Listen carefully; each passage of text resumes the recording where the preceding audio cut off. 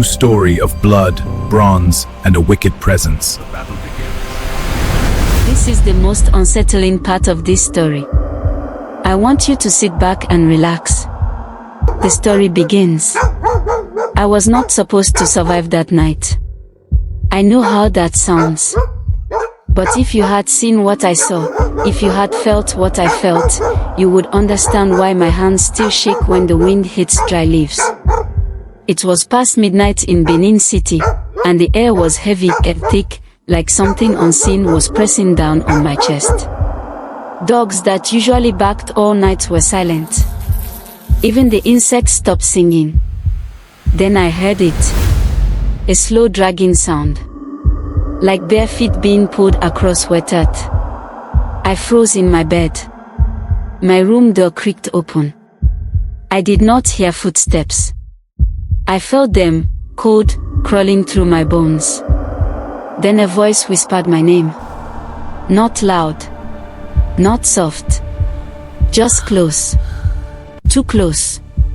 I wanted to scream, but my throat locked. I smelled old smoke. Burnt palm oil. And something rotten. That was when I saw her. She stood by the doorway, tall and thin, her skin dark like old charcoal, her eyes glowing faint red. Her neck bent slightly, like it had once been broken. She smiled. And said, "You have walked into the memory of Benin. Now you must see everything." Then my world went dark. Fear is delicious. And when I woke up, the history of the Benin Kingdom, its wars, its kings, and its blood, had entered my life in a way I can never escape.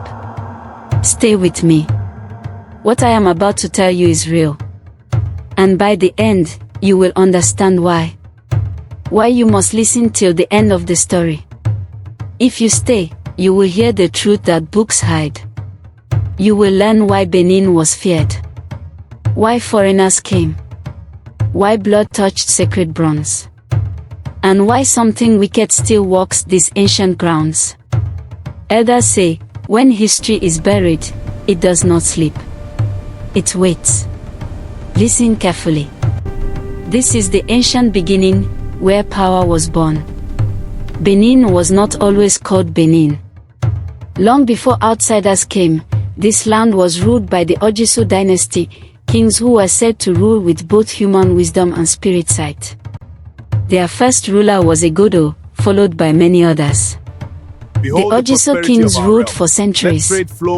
Their power was strong, but their dynasty ended in betrayal, conflict, and blood. After them came Oramian, a prince from Ife. His son, Yuka I, became the first Oba of Benin. That was the birth of the Oba dynasty. From that day, Benin rose like fire. The great Obas of Benin, rulers of power, built walls, raised armies, controlled trade, and defended Benin against enemies. The wars, blood, fire, and foreigners. Benin was not weak. Benin warriors were feared across West Africa. They fought wars to protect land, trade routes, and spiritual power. When the Portuguese arrived in the 1400s, they met a kingdom that was already organized, rich, and powerful. Benin had wide streets, high mud walls, deep moats, and a strong army. Its bronze works were unmatched. Its laws were strict. Its rituals were ancient. Foreigners came for pepper, ivory, coral, bronze, and later palm oil. At first, trade was peaceful. But peace never stays long when greed enters. Soon, foreigners wanted control, not trade. And that was when war began to follow them like a shadow. The foreign invasion, the day the world changed. In 1897, British forces marched into Benin. They called it a punitive expedition. But what happened was an invasion. The Oba then was Oba over Ramon Nogbesai. Yes, my lord. We stand Benin firm. warriors Push fought them down back the with flames. courage. But Hold their the line, weapons hold were the fort old. up. Take that The down. British had guns. Fight for our homeland. Many villages were burned. Sacred shrines were destroyed.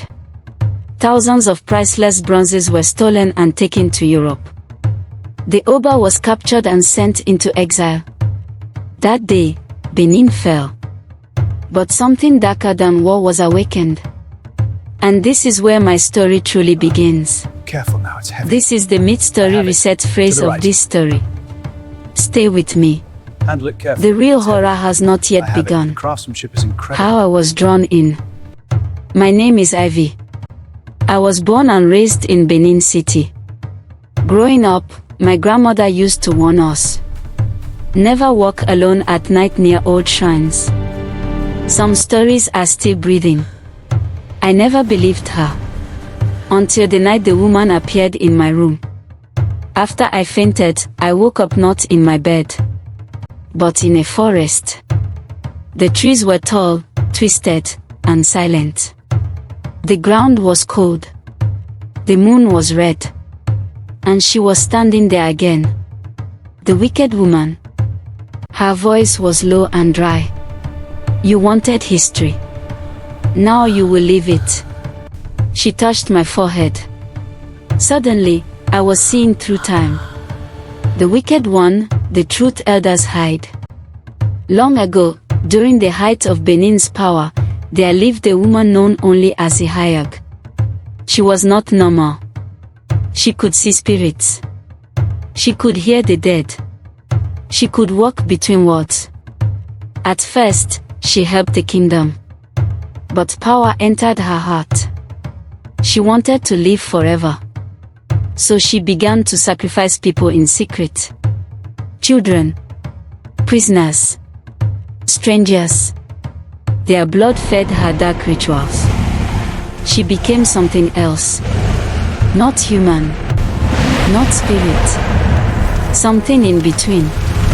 When the Oba discovered her secret, she was captured and buried alive beneath a sacred shrine. But before dying, she cursed Benin. As long as my bones rest in this land, sorrow will never fully leave. Her spirit never crossed over. It stayed. Waiting. The warning, why the past still breathes. The British invasion broke sacred seals. Shrines were destroyed. Buried powers were disturbed. And something old began to move again. My encounter, the night I almost died. The wicked woman led me to a broken shrine deep in the forest. The air smelled like rust and wet earth. Bones lay half buried in the ground. She pointed. This is where I was sealed. Suddenly, the forest shook. Cold wind rushed past me. Voices whispered. Crying. Anger. Pain. She turned to me. Tell them, or they will come. Her face cracked. Dark smoke poured from her eyes. I screamed. This is the mid-story reset phrase. Wait. Do not blink. What comes next explains everything. The revelation, why Benin still stands. I woke up at dawn, lying beside the ruins of the shrine. Villagers surrounded me. An old priest looked at me and whispered. She showed herself to you. They performed cleansing rites. They resealed the ground. They poured libation to the ancestors. And something changed. The air felt lighter. The silence lifted. For the first time in generations, peace touched that forest. The promise, why this story has a happy ending. Since that night, strange death stopped. Nightmares reduced. Children stopped crying in their sleep. Elders said, the truth has been spoken. And truth weakens darkness. Benin still breathes. Spirits of the ancestors we call upon its culture still lives. Receive our offering. Its ancestors still protect. And though shadows remain, light now walks stronger. This is the end promise, your reward for staying. You stayed. And now you know what most never will. History is not dead. It waits. Question for my listener. So tell me, child of today, If your ancestors stood beside you right now, what truth would they ask you to protect? And here is my intelligence advice to my listener. Never forget where you come from. A tree that forgets its root will fall in silence.